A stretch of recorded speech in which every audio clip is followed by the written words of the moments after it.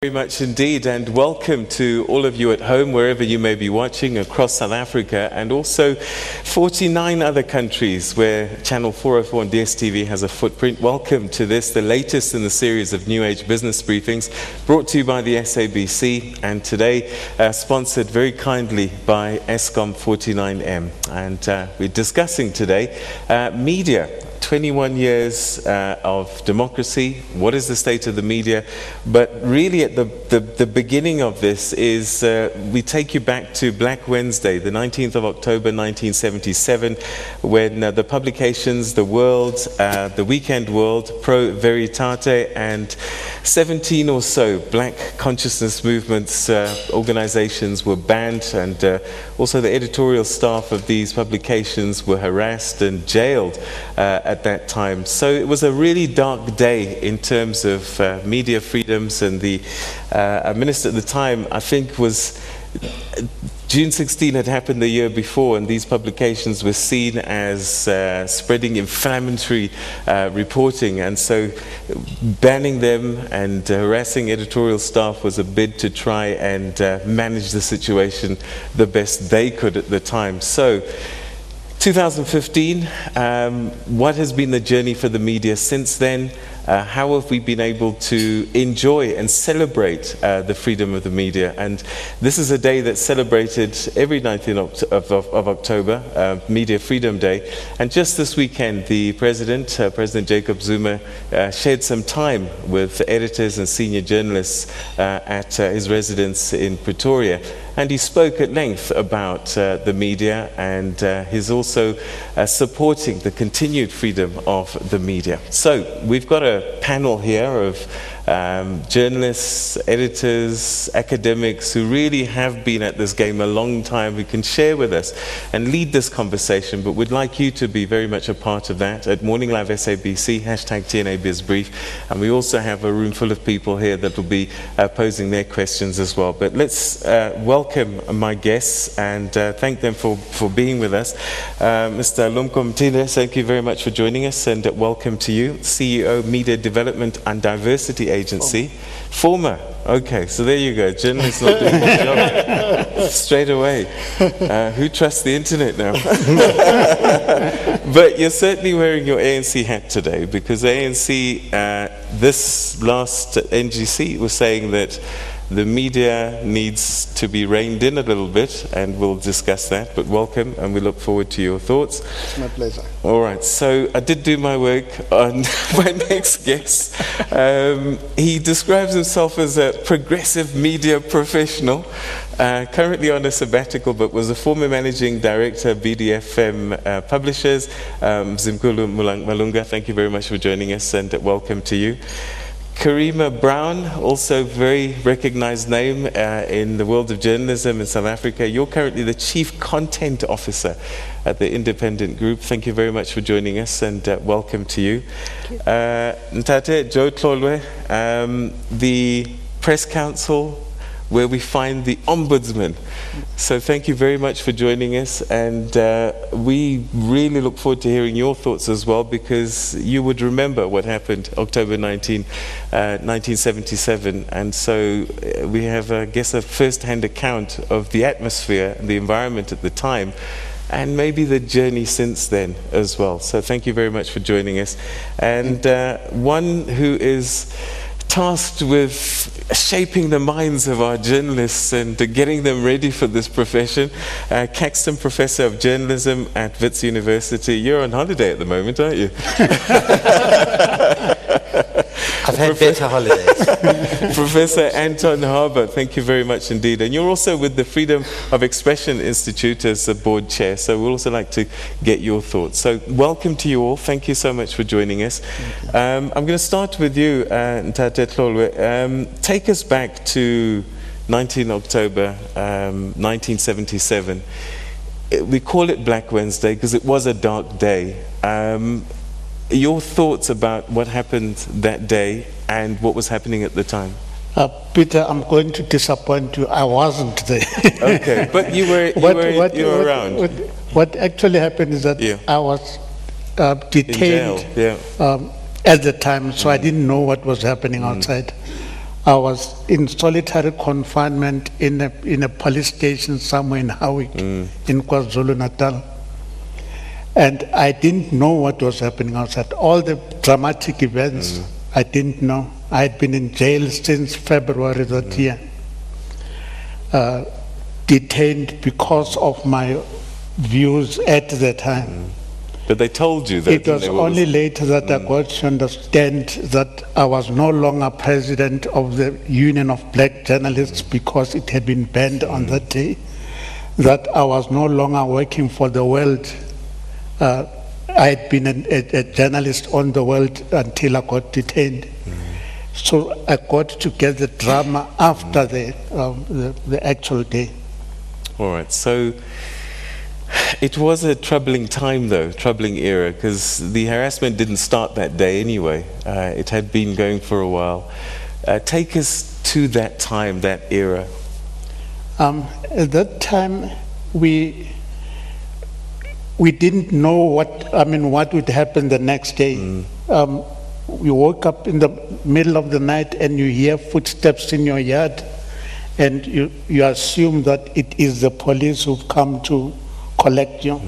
It was very regular. In 76, I had been in prison. In 77, I was taken into prison again. So it was a very common thing, and it was also very common for journalists to get locked up. 76, I was locked up with people like Moffat Zungu, Willie Bukala, Gabu Tukwani, Godwin Mhlomi. In 77, I was locked up with people like Moffat Zungu again. So being a journalist at that time was a dangerous game.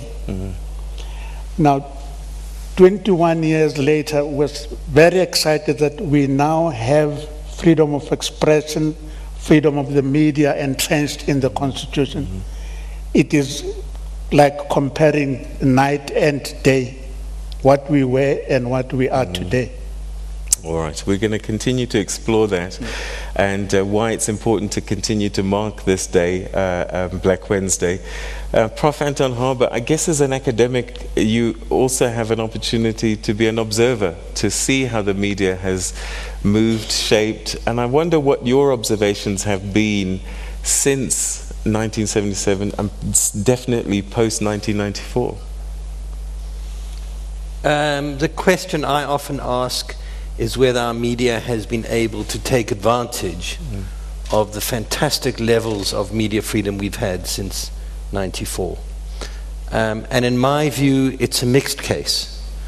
There have been pockets of excellence, I would say particularly in areas of investigative journalism, for example, where elements of the media have played a strong role in assisting, taking part in the fight against corruption, for example. But whether it's been able to convey and enrich the full national debate, bring everyone, all voices into that national debate, there's a homogeneity in our media that I think is troubling. When we look back at that history, the best journalism is disruptive, it's challenging, it's fiercely independent. The heroes we talk about, Percy Globoza and Sol Plaatje, they were disruptive, they were troublemakers. And in my view, that's where the best journalism comes from. And we need to see more of that. Karima Brown, you've been on the ground generating this kind of journalism, and in that period of time, what's been your observation and your experience of the media in 21 years of democracy? Well, I think we've come a long way, and much has been achieved, probably best encapsulated in our Constitution. But I think it's important to ask the question whether 21 years later, the media landscape in South Africa is genuinely reflecting what is happening in the country, not just from a equity and ownership point of view, whilst that is important, but also in terms of the narratives that are there, I think it's important to understand from the get-go that we're not monolithic. We don't speak with one voice, and that's not necessarily a bad thing. I think it's important to understand that the media space is incredibly contested in South Africa, and so it should be. I think, certainly from my experience, and I've worked in various news organizations, including the platforms I'm on. I'm sitting next to my former boss here at BDFM. So I've worked in a range of media organizations, both electronic, broadcasting, and I think one of the things that I find particularly problematic is that we have a very unreflective media in South Africa. I often say that thin-skinned politicians deserve unreflecting journalists, because I think what is happening at the moment is that we're speaking past each other. We do need to engage in a new conversation about whether what we're doing in the media is in fact deepening democracy, is in fact bringing about the kind of fundamental change that is required in South Africa. I think this idea that the journey came to an end in '94 is incorrect. We only began in 1994, and I think we've got much more to do. And to reduce South Africa to the sum total of its problems, as we often do in the media, I think is disregarding the lived experiences of many, many South Africans.